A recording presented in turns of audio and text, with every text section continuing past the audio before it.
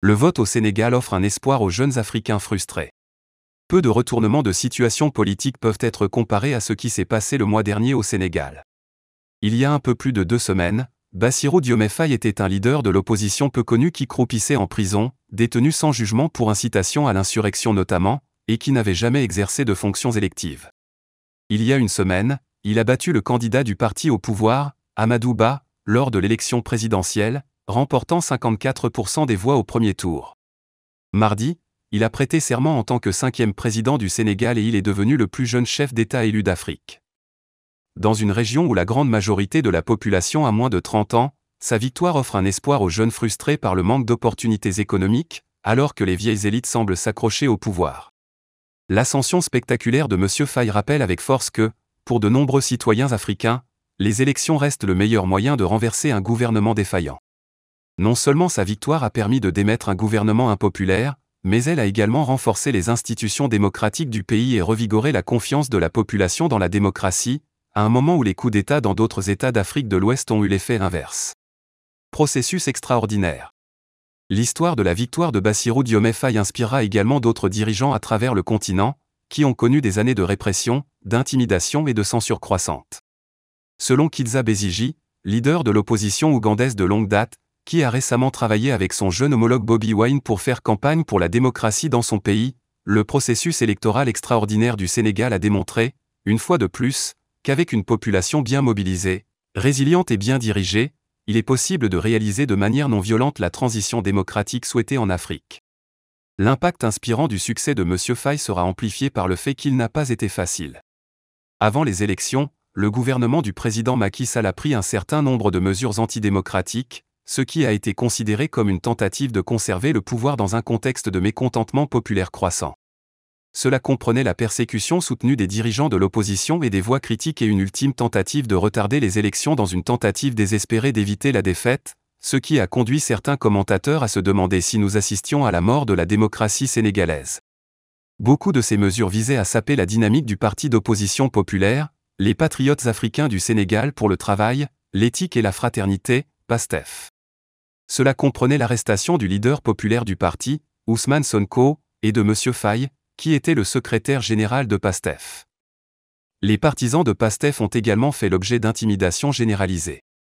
L'emprisonnement de M. Sonko, pour avoir prétendument agi de manière immorale envers une personne de moins de 21 ans après les allégations d'un massothérapeute, ainsi qu'un certain nombre de mesures incendiaires, ont déclenché certaines des plus grandes manifestations que le Sénégal ait connues ces dernières années.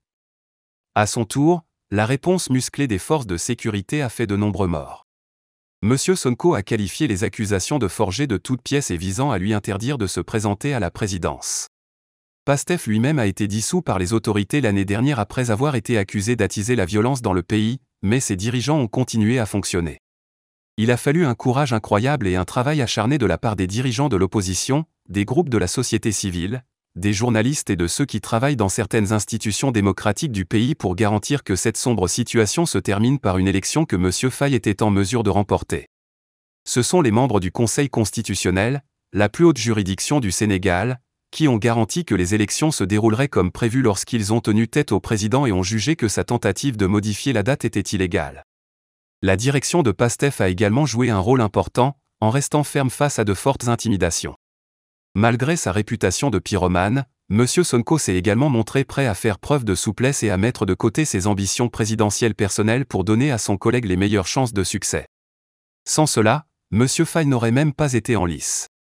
Ousmane Sonko s'attendait à être exclu du scrutin en raison des charges contre lui et sa candidature a ensuite été rejetée par le Conseil constitutionnel au motif qu'elle était incomplète. Malgré les efforts déployés pour le faire revenir dans le scrutin, les dirigeants de PASTEF sont arrivés à la conclusion qu'il était peu probable qu'il soit autorisé à se présenter. Cette prise de conscience a clairement montré que le choix de M. Faye, qui n'a jamais été jugé, était une option plus sûre, même si cela signifiait que M. Sonko, la figure de proue du parti, serait relégué à l'arrière-plan. Les groupes de la société civile et les journalistes ont également joué un rôle important, continuant à dénoncer la répression gouvernementale et les violations des droits de l'homme, malgré les attaques, les détentions et les gaz lacrymogènes dont ils ont fait l'objet. La victoire de M. Faye n'aurait pas pu arriver à un meilleur moment pour les politiciens de l'opposition à travers le continent. Le même week-end que l'élection, d'éminentes personnalités de l'opposition de pays comme l'Angola, l'Ouganda et le Zimbabwe se sont réunis au Cap pour discuter de la montée de l'autoritarisme, des dictatures militaires et des démocraties vides où les élections sont abusées pour préserver le pouvoir. Au milieu d'une frustration croissante face aux stratégies de plus en plus violentes utilisées pour réprimer les voix critiques, la nouvelle d'un transfert démocratique au Sénégal a été largement célébrée, remontant le moral et réaffirmant l'importance des stratégies de résistance non violente. Comme l'a dit le docteur Bezigi, les événements survenus au Sénégal sont un rappel important que les transitions démocratiques profitent à tout un pays, tandis que les coups d'État ne font que recréer une nouvelle forme de leadership autocratique. Cela ne signifie pas pour autant que l'expérience sénégalaise sera facile à reproduire dans d'autres pays. Avec un historique de politique plus libérale et compétitive, comprenant des transferts de pouvoir démocratique et une armée qui a évité de s'ingérer dans la politique, il est toujours possible d'obtenir le pouvoir par les urnes au Sénégal. Dans des États comme l'Ouganda et le Zimbabwe, cela est beaucoup plus difficile parce que les commissions électorales sont moins indépendantes, le système judiciaire est plus compromis et les forces de sécurité sont encore plus répressives. Des défis nous attendent. L'héritage de l'improbable accession au pouvoir de M. Faye dépendra également de ce que feront désormais les dirigeants de PASTEF. Il est facile d'oublier que lorsque le président Sall est arrivé au pouvoir en 2012, sa victoire a également été saluée comme une avancée démocratique. Mais en s'écartant des principes et des promesses qui ont conduit les gens à le soutenir, le président sortant a fait en sorte qu'on se souvienne désormais de lui comme d'un autre dirigeant corrompu par le pouvoir. Pour éviter ce sort, M. Faye et M. Sonko doivent se concentrer sur la reconstruction et la réunification de leur pays. Cela ne sera possible que s'ils évitent de se laisser distraire par les avantages personnels qu'ils tirent du pouvoir et de déstabiliser le gouvernement en se disputant le contrôle de l'ensemble. La chose la plus efficace que les partis d'opposition puissent faire pour stimuler la démocratie est de gouverner de manière inclusive et de démontrer que le respect des droits politiques et des libertés civiles est le meilleur moyen de garantir le développement économique et la stabilité politique. Léonard Mbunzige est chercheur doctorant à l'Université du Cap et consultant principal chez Concerto, Nick Chezeman est directeur du Centre pour les élections, la démocratie, la responsabilité et la représentation à l'Université de Birmingham.